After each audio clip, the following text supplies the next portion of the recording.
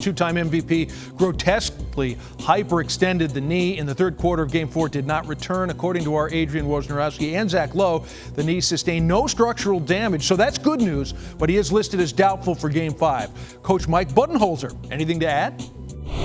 Definitely do not trust the coach. Whatever the release said is what it is.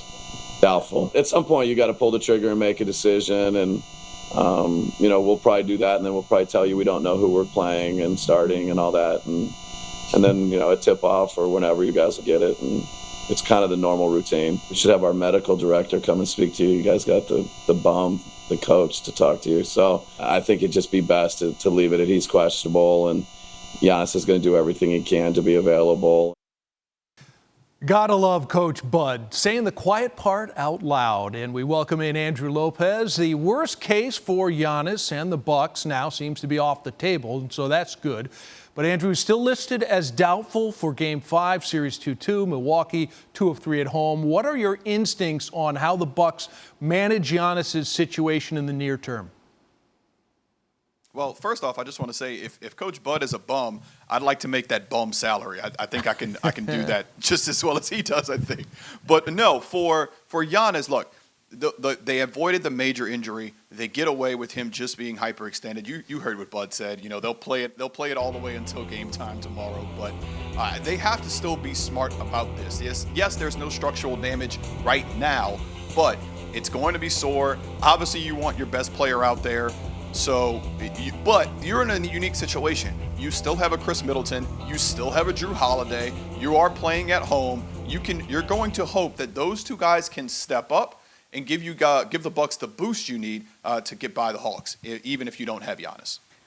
The supporting cast of Atlanta came up huge in game number 4. Now, Andrew, I'm sure Trae Young would rather be out there instead of putting up threes to his head. Is there a timetable for his return? And if not, who do you think is going to be stepping up once again in game number 5?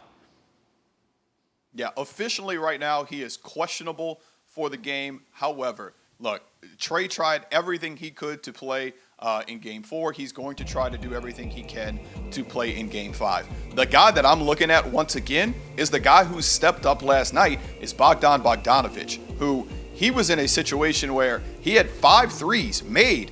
He was 5 of 30 in his previous 6 games. And then he goes out and has 6 last night and gets to 20 points. They are 3-0 in the playoffs when Bogdanović scores at least 20 points, 13-7 in the regular season when he does. So if he can step up again, they'll be in a good spot. Andrew, with the state of the superstars, if this has to come down to the final 3 games, supporting cast versus supporting cast, who's going to the finals?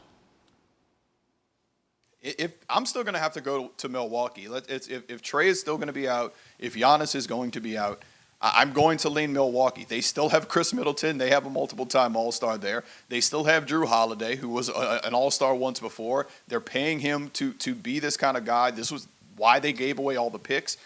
They wanted Drew Holiday to help push them over the hump. Well, now Chris is the number 1. Drew is the number 2. So there you go. Here's your chance, guys. All right, Andrew Lopez, great stuff as always. Thanks again.